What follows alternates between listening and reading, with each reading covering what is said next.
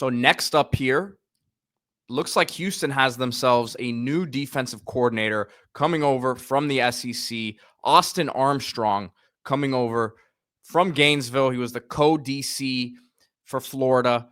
And, it was an interesting situation there, D, because he was brought in as a guy who was kind of tabbed as a coaching wonder kid in a sense.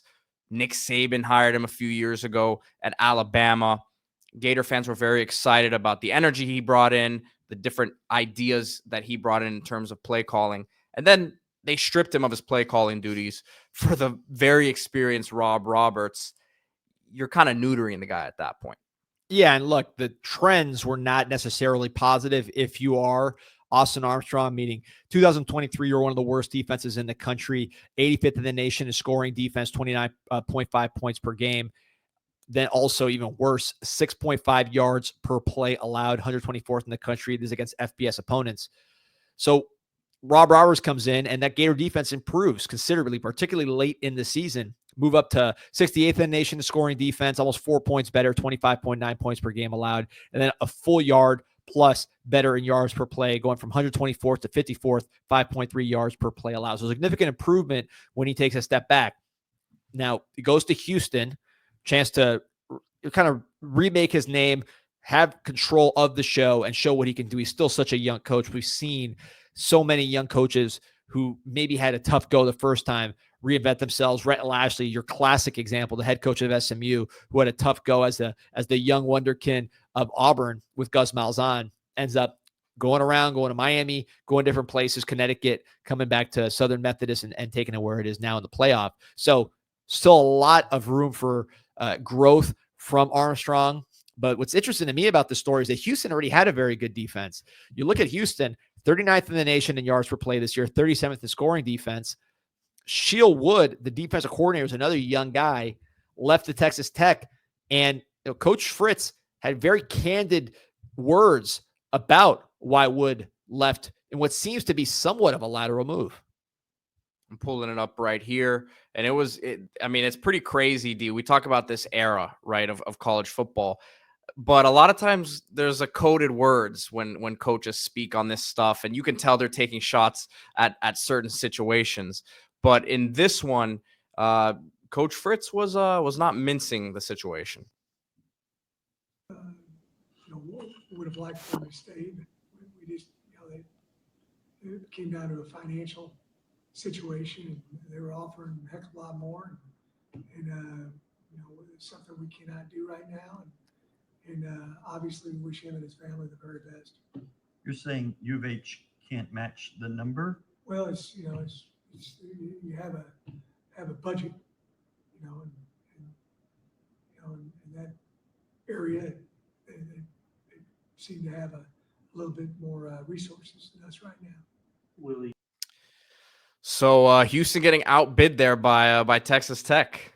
It's what a world we live in. And Houston just recently spent a ton of money on Dana Holgorsen, and they were the big bidders at that level. So a lot of movement. We mentioned the fact that Armstrong's stars fade a little bit, but he's still so young. And to use a Houston example, Shannon Dawson had to go in the SEC with Kentucky and Coach Stoops. It did not work out. There was some meddling from Coach Stoops. Dawson just wasn't able to connect there and get the right chemistry, and the team struggled. His reputation took a big hit. Ends up going to Houston as offensive coordinator and having some of the best offenses in the country with Clayton Tune, Tank Dell, top 10 offenses, which allows him to get the offensive coordinator job at Miami. Now at Miami, he has the number one offense in the country by a mile, statistically, and he's going to have his opportunities as a head coach. Certainly, if he became an offensive coordinator candidate, he'd get any job he wanted. But as a head coach, he's going to have chances. So that's an example of somebody who maybe Houston got at a point in their career where the star had faded a little bit, but was able to have tremendous success at Houston and remake their reputation. So it's still so early for Armstrong, and you could see him going to a school like Houston, having success in the Big 12 and rebuilding his name.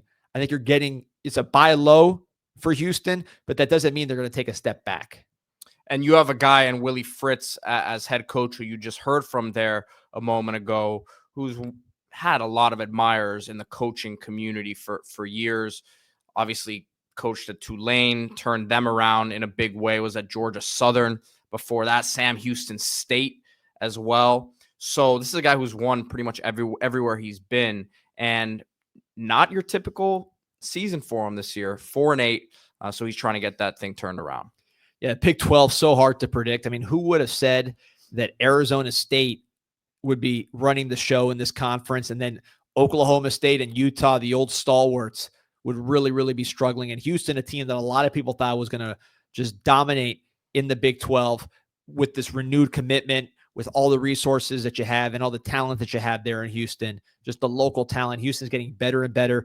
We're South Florida guys. We like to say South Florida is the center of football from a high school standpoint, from a talent standpoint, but Houston is making quite a name for itself and putting its hat in the ring as the biggest producer of talent in America. So Coach Armstrong can hone some of that talent, get this team where it needs to be in the Big 12.